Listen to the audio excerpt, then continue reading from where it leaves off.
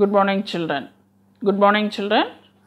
As I told you all in the previous chapter, what we had, like previous page, he was sent through a messenger to Don and Selmo, and after 1 week, they could arrange another meeting, and he repeated the same preliminary performance. As I told you all, he came with a faded cutaway, carried a stick, everything you know. Even here, the author had to raise the topic now, and they spoke about the weather. First time they had a talk about what all, children, like rain and family. This time, second meet, they had a talk about the weather, and after everything, as I told you all, the deed was signed, everything was taken, you know that. And now once again, when he was called, what was the complaint from Americans?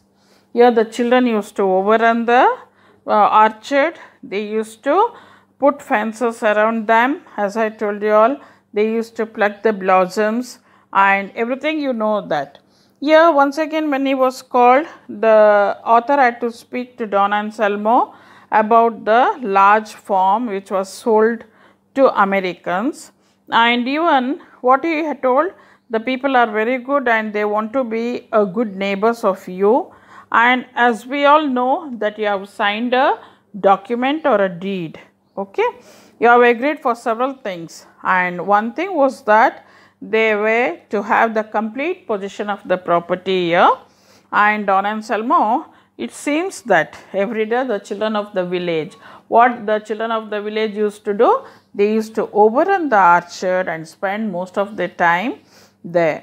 And here they wanted, because through Don and Selmo, though he was a respectful man in the village, can he stop the children overrunning their property and let the Americans lead their happy life? This was told, and Don and Selmo stood up.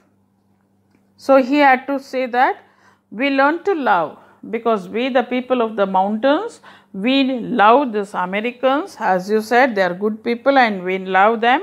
Even I have told my people also to be a good neighbors and to them also. But one thing I can say, that I have sold my property because I know that they are the good people.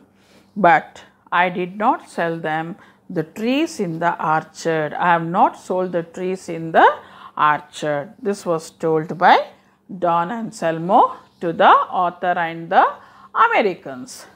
Now later on, what happened? Here the author had to say, though he was an advocate and a legal advisor and it was a real instance, this was bad, Don and Selmo, I pleaded. So what did the author say here? He requested, this is too bad, Don and Selmo. When one signs a deed and sells real property, one sells also everything that grows on the land, and those trees, every one of them, are on the land and inside the boundaries of what you sold.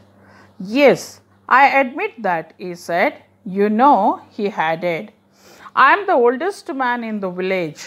Almost everyone there is my relative, and all the children of Rio and Medio are my sobrinos and nietos, my descendants. Every time a child has been born in Rio and Medio since I took possession of the house from my mother, I have planted a tree for that child. The trees in that orchard are not mine, Sanar. They belong to the children of the village. Every person in Rio and Medio born since the railroad came to Santa Fe owns a tree in that orchard. I did not sell the trees because I could not. They are not mine. There was nothing we could do. Legally, we own the trees, but the old man had been so generous, refusing what amounted to a fortune for him. It took most of the following winter to buy the trees individually from the descendants of Don and Selmo in the valley of Rio and Medio.